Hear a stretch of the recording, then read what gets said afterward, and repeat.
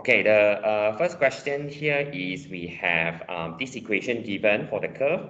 So we need to find the coordinates of the intersection of C with the axis. So in the case like this, right, they didn't really ask us to state the asymptote in the beginning. So maybe we just don't need to do the partial fraction first, okay? Because they didn't like ask us to do the asymptote in the first place there. So maybe we just use what they asked us to find. Okay, so for the first part is we want to find the intersection points with the axis. So of course, like the x and the y intercept there. So for the x-intercept is we let y is equals to 0. We get two values for the x there. As well as for the y-intercept, so we let the x equals to 0. So we can actually find the first part. For the second part, for all the real values of x, the y is in between -1 to 15. So that is where we use the b squared minus 4ac. So we just rearrange the equation such that we get a quadratic equation that is in terms of x, and then the coefficient is a y there. All right. So here we apply the b squared minus 4ac is greater or equals to 0. Because they want to show that the y takes this value, okay, from -1 to 15. So if we use the b squared minus 4ac is greater or equals to 0, then we're actually able to prove that inequality, okay, which it tells us about the range of the y there. Okay. So the next part, which is the 7 marks question.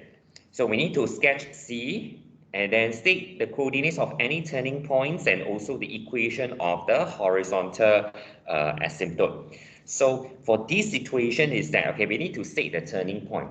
So the turning point, okay, we don't really have to divide the x from there, is to actually use the idea that, okay, the y is in between -1 to 15. So definitely something will happen there. So we will actually have got like the y is equals to -1, they should be a turning point. And at the y is equals to 15, they should be a turning point as well.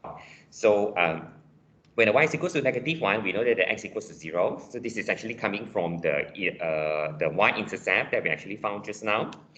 And when y is equals to 15, so we just need to substitute this y is equals to 15 back into the equation. You can choose to use the earlier equation, or you can actually use this form, okay, which we can actually solve the x very easily once we have the value of the y, right? So solve for the value of the x in this case. So these two are the turning points, right? And then another thing is, okay, we want to find the horizontal asymptote. So the most straightforward way for us to obtain the horizontal asymptote is we do the long division, okay? So once we do the long division, this is what we get. So we get a y is equals to 5 because the constant actually appears there. So after that, okay, because they didn't ask us to find any other asymptotes, right? So we will just use the provided information that they asked us to find to actually sketch the graph here. So this would be how our graph will look like. Okay, because the graph is only in between like 15 and also like -1 for the y there. So of course there we have got some turning point as well as like we have the horizontal asymptote. Okay, so this is what we will have in our graph here. Okay, so that's for the first question. The second question here. Okay, so this is quite a long question as well. So given that we have got this equation, okay, for the curve C here. So first one, okay, show that C has at most 2 stationary points. So what do they want us to actually prove here is that, so they actually mentioned about the stationary points. So that is we are trying to do the dy dx. Okay, so as we do the dy dx is equals to 0, right?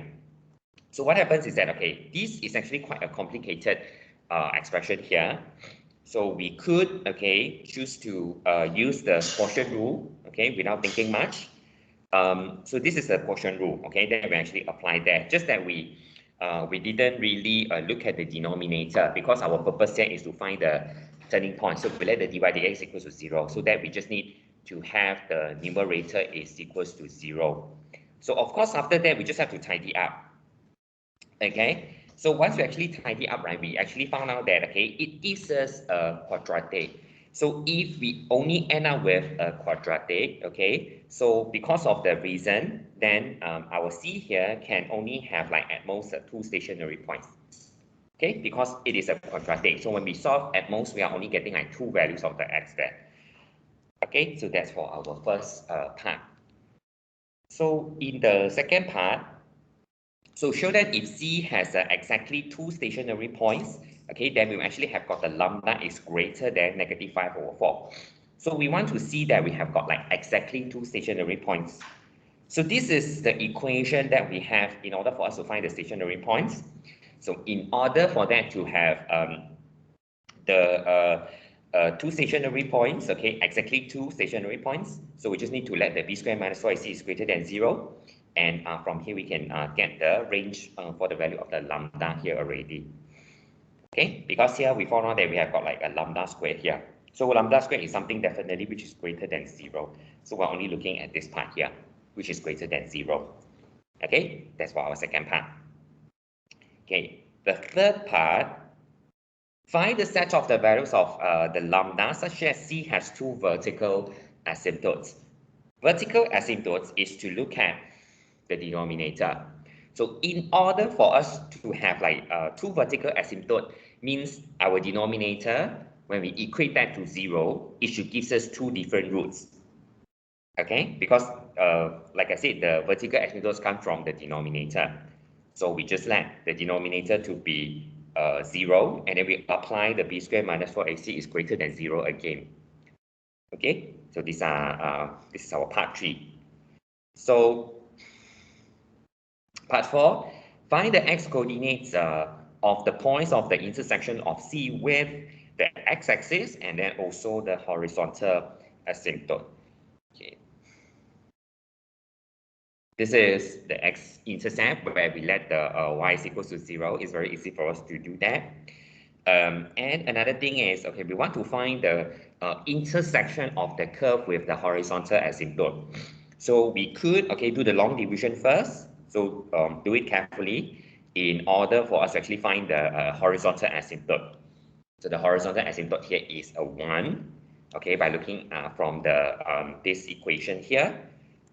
So we just equate the equation with a 1. Okay, we want to find the intersection of the curve with the horizontal asymptote. So from there, it gives us this kind of the expression, which is like x is equals to a lambda over 2 lambda plus 2. Right? So what we see so far, right, everything is still like a lot of the things which is in terms of the lambda. So whereby, okay, in the following case, right, they actually ask us to sketch C in each of the cases. In fact, this is a 4 marks question. So for this 4 marks question, it is actually not a lot of things that they're actually looking at. So basically, like each part, right, the A and B here, each one is just like 2 marks there. So basically, it's more of like they are looking at the correct shape and also the correct intersection only. So let's look at the cases here. So first one, when the lambda is less than -2. So there is like the reason, okay, that they actually ask us to like find all the previous things here. Because all the previous things that we have, right, is depending on the lambda. So here when we have got the lambda, it takes like a certain value of like say less than -2. So we just have to look at each of the cases one by one and check what happened to them. Okay. So this is to check against like all the things that we have found earlier. So when we compare this value like lambda is less than -2, from the previous part, okay, it has no stationary point. And by checking a second part, okay, we know that there are 2 vertical asymptotes, okay? And for the x-intercept, okay, because one is like x equals to 0, and then another one is taking the value of like a -2 lambda. So the lambda here itself is a negative value. So this x value should be something positive. And then for the intersection with the horizontal asymptote, so just look at the sign here, okay, the lambda and the lambda here.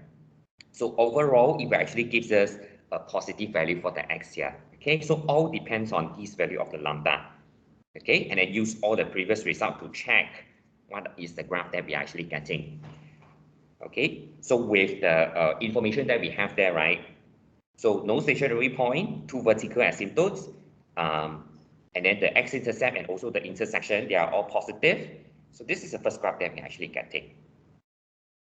Okay, so again, this is no stationary point, and it actually has like these two x-intercept, and then the intersection with the horizontal axis is also at the positive side there. So this would be our first part of the graph. Okay, so another one, okay, is for the part B here is a case for the lambda is greater than 2. So when the lambda is greater than 2 here, use the previous information. So we have got two stationary points, and then we have got like no vertical asymptote. Okay, so the x-intercept here, okay, one is positive, one is negative. And then we also have got the intersection with the horizontal axis. It's also a positive value. So with that, okay, the only possible thing that we could have is something like this. So this would be our graph for the second situation, okay, where the lambda is greater than 2. Okay, so this question is, we have to make sure that we get all the previous part here correct, and then we can actually use these two values to check, okay, what is the situation that it actually like satisfying, okay, for the previous situations here. Okay, so this one we need a little bit of the detail lah, or I'll just have to be patient when we're actually trying to do this. Okay, so if you look at the next question, okay. First is to obtain the equation of the asymptotes of C. So this one is some usual stuff that we always do lah, so we don't have to worry so much about it. Okay, so we can do like all sorts of the long division, and we are actually getting like the vertical asymptote and also the horizontal asymptote here. Okay, we will just get this. So show that there is exactly one point of intersection of C with the asymptote and find its coordinates. So we have to find out what is the coordinate that the curve intersect the horizontal axis. So this is what we get. Okay, and then for the part 3, so find dy dx and hence find the coordinates of any stationary points of C and state the values of x for which the gradient of the C is a negative. So there are two parts. So in order for us to actually find the dy dx, right, okay, it's up to you. You could use like the original form to actually differentiate here, or you can actually use the form that you actually did the long division here. Okay, so either form, we will also have to do a bit of like this kind of the quotient rule. Okay, so after we differentiate, this is what we get, and when we equate to 0, it gives us the x coordinate for the turning point. So after that, we can actually find the coordinate of the turning point from there. Right? For the part B is to find when is the situation, okay, or when is the values of the x that the gradient of the C is a negative. So basically, we just have to look at like the dy dx is actually less than 0. Okay. So when we actually look at the dy dx is less than 0 here, we just have to be a bit careful because it has to depend on like the numerator and also the denominator. Okay, so there are two cases. So it could be the numerator is a positive, the denominator is a negative. Okay, so we actually consider these two together. So our x must be less than 1 and our x must be less than negative 1/3. So our x here is less than 1/3, negative 1/3. Another case is that we need to have the numerator for the dy dx is less than 0, and then for the denominator is greater than 0. So by considering these two together, find the intersection of these two. So our x here is greater than 1. So therefore, the dy dx is less than 0, which we have got the negative gradient when we have got the x is less than negative 1/3 and also the x is greater than 1. Okay, so that's for our part 3. The next one, okay, is draw a sketch of C. So once we actually have got the all the information that is actually provided earlier, right? Okay. If the question never asks us to find the x and y intercept, we could find that ourselves because it's really helpful for us when we actually try to sketch. Other than that, okay, we just need to look at the situation where we have got so you see this is the turning point, and then we have got the x-intercept, and then earlier on we also found out what is the intersection of the curve with the horizontal asymptote, okay, and also like we also found out that where is the part the graph that is decreasing. So the part of the graph that is decreasing is when we have got the x is greater than 1 and x is less than -1/3. So less than -1/3 is this part here. So the curve is actually decreasing. So this one is also like the decreasing for the graph. Okay, so once we actually like find all the information that we need from the earlier part of the question, then it allows us to actually like sketch the graph nicely. Okay, so that's how we get this graph here. Okay, so in the next part, okay, let's look at the next question now. Okay, so this is a question that is a bit challenging in terms of like the explanation. Okay, so we're given this curve. So Q here is a positive constant. So obtain the equation of the asymptotes of C. Not difficult. The only thing that we have to be careful is those asymptotes will actually be in terms of the Q. Okay, when we do the long division here, a lot of the terms that is actually like in terms of the Q, and they are not straightforward. Okay, the values here are lots of the fractions and they are not straightforward. So we just have to do the long division carefully. So in order for us to get like the asymptote, this is the oblique asymptote, as well as we have got the vertical asymptote. Okay, everything would be in terms of Q. So we just have to be super careful about that. Okay. And then, okay, find the value of Q for which the x-axis is a tangent to C and sketch C in this case. So what do we mean by x-axis is a tangent to C? So it means the curve is only touching the x-axis at one point. And our x-axis here is y is equals to 0. So it means that when y is equals to 0, there is only one root for that equation. So that is when we let the y is equals to 0, we equate the numerator to 0, and we are looking at the case where the b squared minus 4ac is equals to 0. So they should only have one intersection. So here, although we are getting like q squared is equals to 4, but we are only taking the value which is q is equals to 2 because earlier on it is mentioned that the q is something greater than 0. Okay, so that's for our second part. Okay, so in the following part here, sketch the C in this case. So they already asked us to sketch the C in the second part here. So that is, okay, when we actually look at the situation here, right? Now, we have got the Q is equals to 2, right? So when Q is equals to 2, we can actually substitute this into the oblique asymptote already. So we can actually get some sort of the oblique asymptote. Okay, and what is the thing that we actually like do in the next part here is that we are trying to find the dy dx in this case. Wait, see, I actually sketched the graph or not. I think I didn't do it in the solution here. Yes, I think I didn't do it. Okay. So, wait, okay, so for this, okay, let me just do it roughly here, yeah, for you. And then we have, okay, the oblique asymptote when q is equals to 2 is y is equals to half x plus 1/4. So half x plus 1/4 is something like this.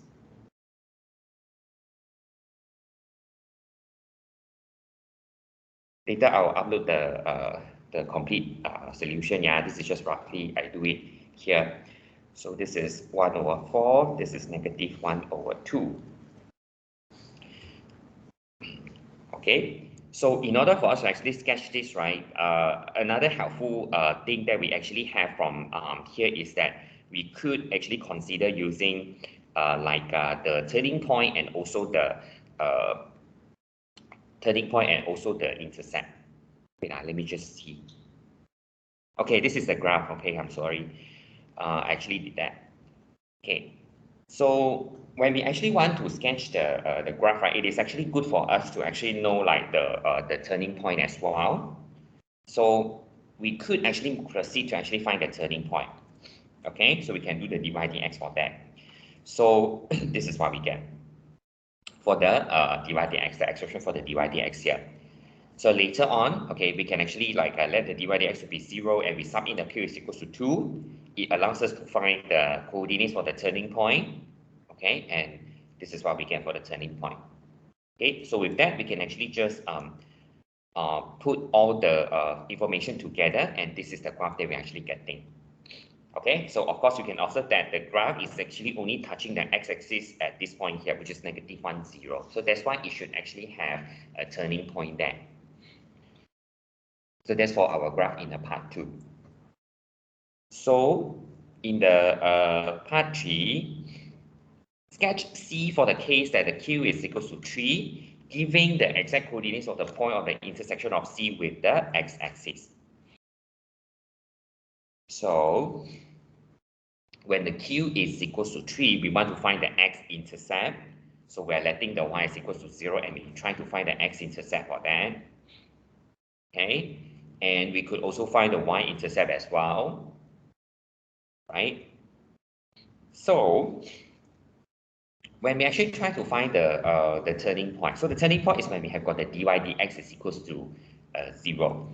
So this is why, okay, the reason that I actually did this dy dx in terms of the q first. Then only later on we can actually like do all sorts of the we can work with all values of the q here. We just have to substitute the value of the q here, and in order for us to actually get like the expression for the dy dx at any value of the q here. So this, when we equate the dy dx to the 0 here, this one has no real solution. So that's why it has no turning point. Okay, so with that, we can actually like plot all the turning points, and there's no turning point, all the intersection, and as well as the asymptotes here, so that we can actually get this thing. Okay, so one thing we have to be careful is that the asymptote, they are actually intersecting at this here, x is equals to -3/2. Okay, so the asymptote shouldn't be elsewhere. So they should actually like have an intersection at this point here, because it is just nice that when x is equals to -3/2, and then for our asymptote, the y here should be a 0. Okay, that's about the part 3 for the question. Okay, the next part of the question is a bit of work and explanation. So let's see the part 4. So it is given that, okay, for all values of the constant lambda, the line, which is given by this form, passes through the point of the intersection of the asymptotes of C. Okay, so use this result with the diagrams you have drawn to show that if the lambda is less than half, then this equation has no real solution. What is actually this thing? Okay, so this line, they say it will pass through the point of intersection of the asymptotes of the C. Okay, so what actually happens here is that, okay, we already have got the first diagram here. So the first situation here, right, is we have this line which will actually pass through this point here. Okay, so and then what is actually they're actually asking us to do. So we want to show that if the lambda is less than half, then this equation. So what is this equation? This equation is basically the right hand side is the line, the left hand side is our curve. So we are looking at the intersection between the line which they give us with the curve. So what happened? They already tells us, okay, they already tells us that if we actually have got the first line there, okay, is something like this. Okay, so this you can see like from the L1. So the L1, right? Okay, you can see okay, what is it? The equation of the line. So this is the equation of the line. Okay, lambda x plus 3 over 2 lambda plus 1 over 2 q minus 3. So this is the line that will actually pass through the intersection of the two asymptotes here. Okay, and what we actually have in this case is that, okay, when the q is equals to, when the q is equals to 2, so you can see when the q is equals to 2, right, what is the equation of this line? So it is lambda x plus 3 over 2 lambda, sorry, and then we've got plus half, and q is 2 means a negative 1. So we have this line is a lambda x plus 3 over 2 lambda, and then we have got like a minus a half. So they say the lambda is actually less than half. So let's see what is the situation when the lambda is actually like a half here. So if the lambda is a half, right? So the equation of the line becomes like y is equals to half x. If this is a half, then we actually get like 3 over 4 minus a half, which is like negative 1 over 4. So the line L1 actually starts roughly at here. Okay, this is the intercept for the line. Okay, when we have got the lambda is actually when we have got the less than half. Okay, so what is actually happening in this case is that if you look at the equation of the line again, yeah, which is in this form, okay, which is in this form. So when the lambda is half, let's say it is actually taking the line L1, and what do we have in the gradient of the line here? The gradient of the line is actually in terms of the lambda. Okay, and when we actually have got the lambda is actually taking the value which is like less than half, right? It will actually have the situation where we will actually have got the lines actually goes from here, and it will actually get like this. As we decrease the value of the lambda, yeah, because the lambda means the gradient of it. So if the gradient is less than half, means it will eventually becomes the gradient equals to 0. So the gradient equals to 0 means it will actually become a horizontal line, and it will actually become negative gradient. So the negative gradient is like this. Okay, so eventually the line will actually become something like until infinity. Okay, negative in like the L2 here. So with this situation, all the cases that we have seen from just now, right? Okay, they will not have any intersection. So I'm saying that, okay, the line here and the curve has no intersection at all. So that is why the equation that is actually stated here has no real root. Okay. So likewise, in the second case, right, is to prove that they always have got two intersections. So they always have got the two intersections here is that, again, they say that the line will surely pass through the intersection of the two asymptotes here. Okay, so here the gradient decreases. So if the gradient decreases means, okay, the line could actually start from here, and if the gradient decreases, it will actually eventually become like 0, and then the line will actually like starting to have like negative gradient already. So all the cases that I actually have drawn here, right, they always cut the curve at 2 points. Okay, so if the line cuts the curve at 2 points, it means that the equation will actually have like a 2 real root. Okay, this is the question that is slightly more complicated, where we have to do a lot of the explanations from there. Right, so this is how we look at the question. So the next question. Okay, so this is to consider the situation where we have got like the y is equals to x squared over x plus lambda. So the first part of the question is obtain the asymptotes. So obtaining the asymptote is not something that is difficult for us to do. Just do the long division and we're actually able to identify all sorts of the asymptotes from there already. Okay. And in the second part here is to sketch C for the different cases here. Positive lambda and also the negative lambda. Okay. In the case that we do not have a lot of the help from the question is we just don't don't just leave it there, okay, or don't just use the provided information if they didn't ask for enough information.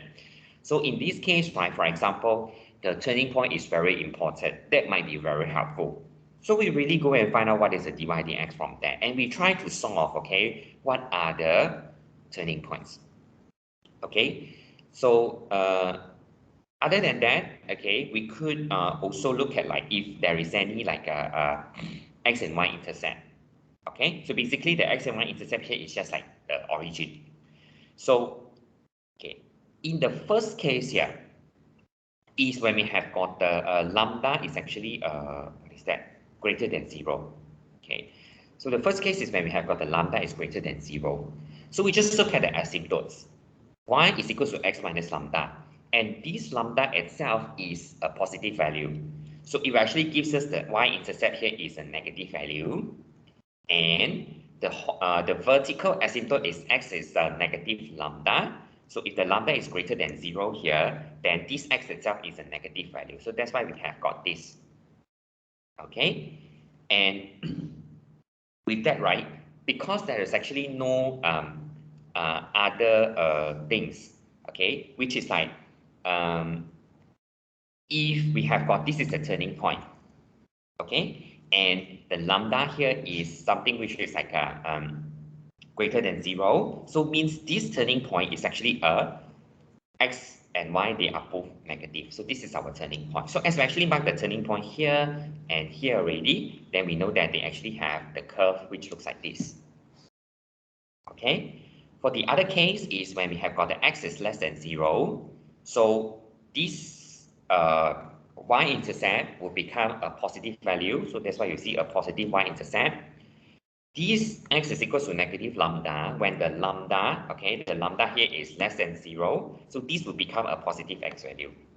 And again, they should have the turning point. So the turning point is one is at the origin, another one is actually at the positive x and positive y, because this one, the lambda here is negative. So they have got like two turning points from there as well.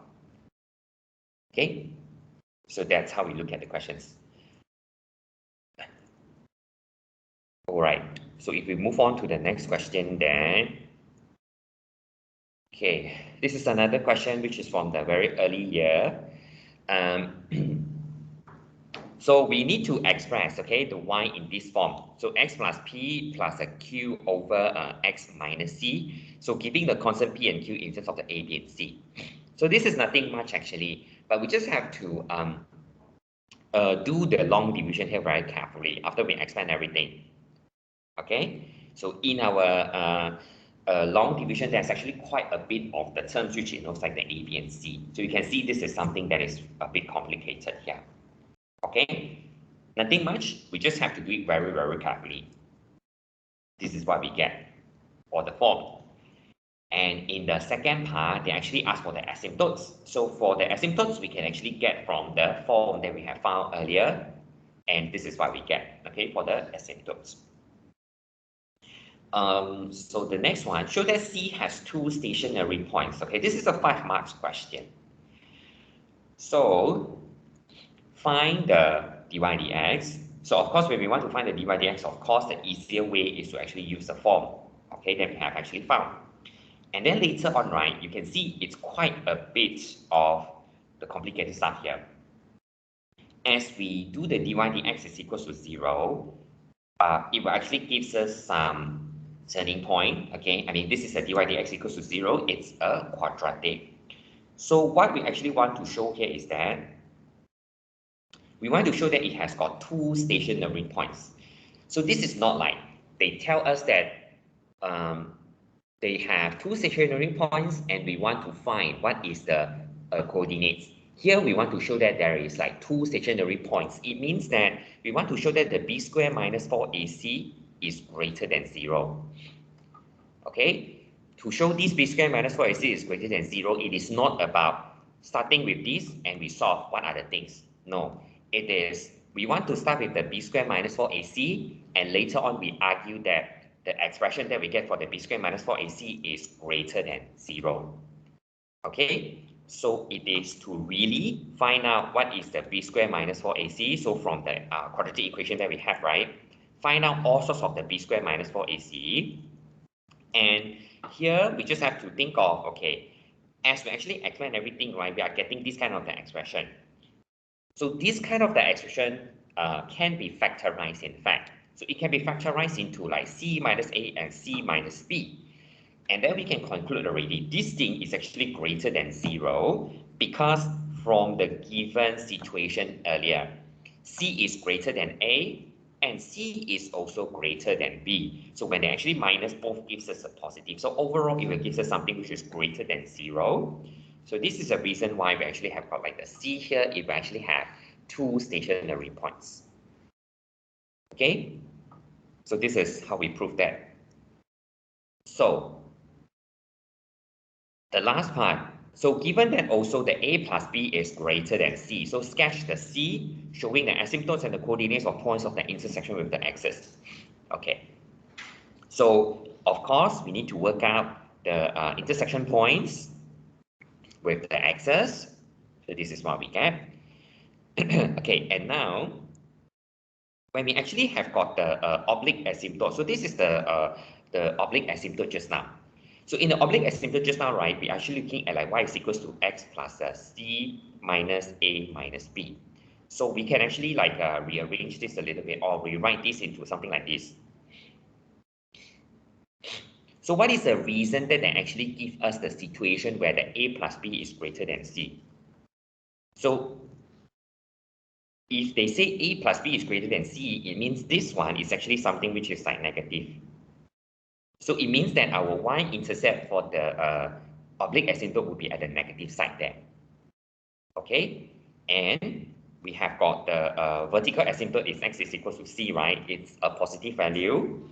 And other than that, we have got all sorts of the things, including y-intercept. Y-intercept is negative AB over C. So all the ABCs are positive. So it will give us a negative y-intercept overall. And for the x-intercept, which is like AB, right? So these A and B are all positive, and the B is greater than A. So the x-intercept are actually at here, right? And then we also like in the earlier part, right? Okay, we also sort of like show that okay, it has got two stationary points. Okay, with this given values for the A, B, and C. So when it actually has got two stationary points, and our asymptote looks like this and this, right? So the stationary points, they are two. So of course, the graph will actually take this form, and this is another graph. Okay, so this is why like the graph here, we actually have got like two intersections with the x-axis here. Okay, so everything has to be we need to think of the situations carefully, considering every like values of like the A, B, and C. Okay, so we have to actually think very carefully from here when we actually sketch the graph.